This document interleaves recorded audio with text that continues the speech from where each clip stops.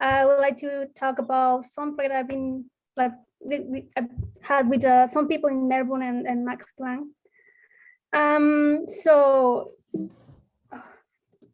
Okay, so there's been many there are many experiments trying to measure dark matter properties, but so far they despite all the developed the improvements and everything, they're still challenging some limitations. So one of the alternatives is dark matter capture in stars such as the sun or neutron stars. However, these are also very limited. For example, in the case of the sun, dark matter in the solar system is non-relativistic. So the access to dark matter interactions that depends on the velocity and the momentum transfer are quite difficult to reach.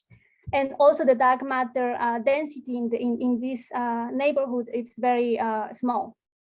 And in the case of neutron stars, we could use a local neutron star despite of the dark matter density. However, the limitations come from the observations. We need to observe first a very cold neutron star to actually set bounds on the dark matter interactions. And also we don't have a lot of knowledge about the structure of this type of stars. So there's a lot of uncertainty in the equation of state. So an alternative comes with these other compact objects that are white dwarfs. These are also final states of stars with masses below 8 to 10 solar masses. And the structure of these stars are simpler, and also we know a little bit more about the equation of state is more stable. So these stars are believed to be made of carbon and oxygen, most of them, and they have a tiny atmosphere composed of hydrogen or helium. However, this atmosphere is only about 1% of the total white dwarf mass. And well, in this type of stars, the fusion doesn't happen anymore. So there's no fusion in the core. So the only support against gravitational collapse comes from the highly degenerate electrons. So the degeneracy pressure. And in order to compute the first the capture of the dark matter in these objects will happen when the dark matter particle scatters off the stellar matter, either protons or electrons. And if after this scattering they lose enough energy, they will be trapped in the center, in the nucleus of these white dwarfs. And once they are in the nucleus, they will annihilate into standard model particles. And this process of capture and annihilation will rise to the star temperature. So that can create a signal that then we can use to set constraints on the dark matter interactions. So now, in order to compute the capture rate, we need the radial profiles of these stars. So we need the radial profiles of the targets. For example, here I have the number density of the electrons in a different white dwarf configurations, and also the radial profiles of the escape velocity. So in order to do this, we have used an equation state given by Feynman, Metropolitan Taylor. That this equation state includes column corrections and also relativistic effects that are actually very important in the case of electrons. So in order to compute these different profiles, we couple this equation state with the top equations. And in this particular project, in this particular work, we are using all white dwarfs observed in the globular cluster M4. These white dwarfs are in the core of these globular clusters, and if dark matter is present in these globular clusters, is estimated to be around this value here, and this is given by this work. Well, in this case, I'm showing you the contracted NFW profile, but they also have uncontracted profiles.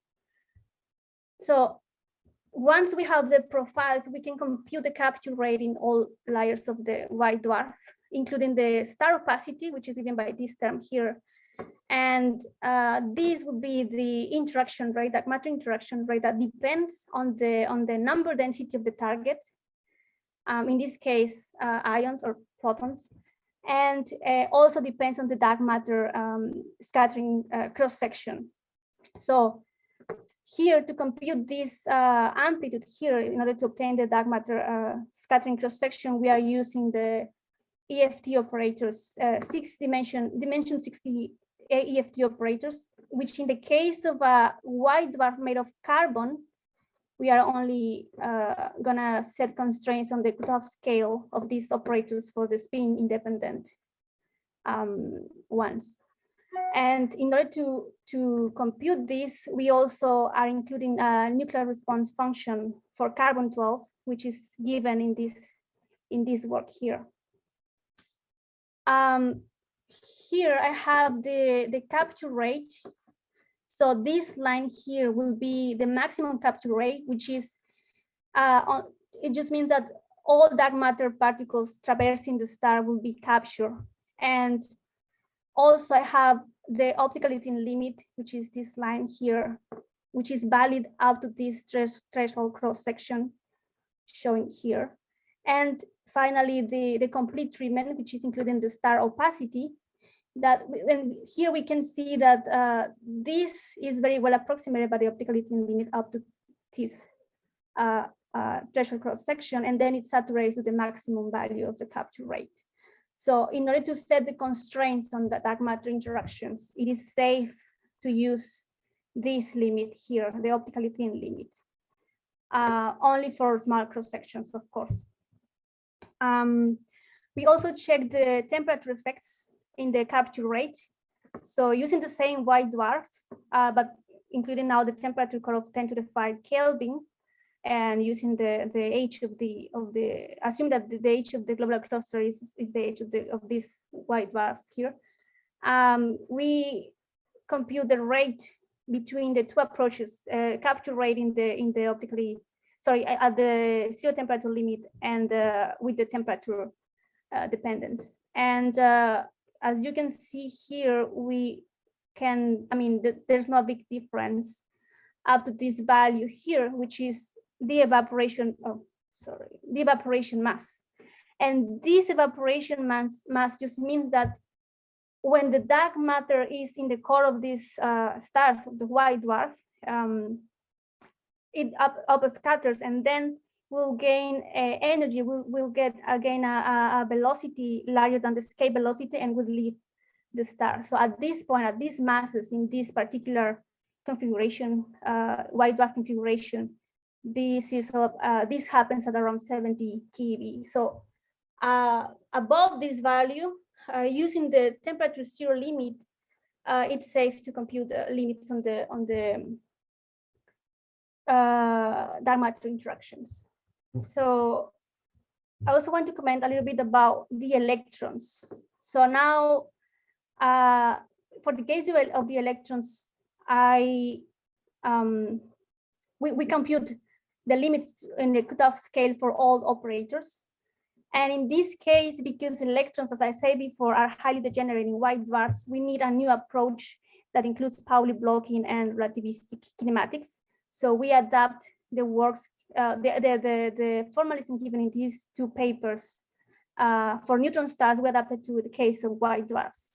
And the main difference comes in the computation of this guy here, because in this case, we need to compute it using relativistic kinematics, and also considering that the electrons are highly degenerate, and that not all the final states are viable for the scattering. So here I have the capture rate in the optical Litton limit for the electrons, and in the low mass regime, the capture rate is suppressed by Pauli blocking. And here we can see a change on I think in this plot is better, the change of slope here. And that comes because we have also checked the multiple collisions, multiple scattering, which basically is when dark matter is very heavy, one single scattering is not enough to be captured in the white dwarf. So you need more than one scattering. So in the case of the electron, we also check this. And you need multiple scattering around 10 to the 5 GeVs. So the change of slope is because here we need to implement more scatterings to the computation of the capture rate. Maura, you have 4 minutes. Yeah, almost done. Thank you. We also check the effects of the temperature. So again, it's safe to compute the capture rate here in the zero temperature limit, and the evaporation mass in this case is 50 keVs. So now, in order to set limits, as I said before, we use these white dwarfs in M4, the luminosity of the observed luminosity in these white dwarfs using the capture rate, the optical limit, and since the capture and annihilation process in these stars are in equilibrium, we can define this luminosity, the fraction of the luminosity that comes from the dark matter effects in the core of the star. So in order to set the constraints, we need to compare the white dwarf. We need to compare the luminosity of the observed luminosity of the white dwarf to the luminosity that comes from the dark matter in the core. And we have to require that this observed luminosity is at least equal to the luminosity from the dark matter contribution.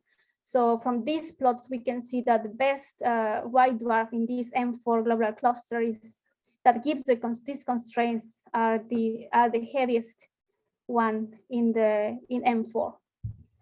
So here I can show you some plots of these limits. For the case of ions, we can see that the limits are stronger in the sub-GeV regime for all of them, and also are stronger in the case of interactions that depend on velocity and momentum transfer. And these are for electrons. And in the case of the electrons, the constraints coming from the white dwarf in M4 are stronger in the whole region of the masses of the dark matter mass. So they are stronger than the dye detection experiments. So yeah, that's just a summary. Just to check, like we have made some improvements in the computation of the capturing white dwarfs, such as including a realistic response function, the inner structure of the white dwarfs, considering the star opacity, temperature effects. And in the case of the electrons, we compute for the first time the capturing in white dwarfs by electrons, including Pauli blocking and relativistic corrections, and also checking multiple scattering. And in the case of temperature, when we include the temperature effects, we found that the evaporation mass is of the order of keVs, which allow us to go and set constraints to the sub-GeV regime of the dark matter masses. And well, if there is dark matter in globular cluster M4 then constraints coming from these white dwarfs are stronger. In the case of ions, stronger in the sub-GeV regime and for velocity momentum dependent interactions. And in the case of electrons, these constraints are stronger in the whole dark matter mass regime. So for me, that's it. Thank you.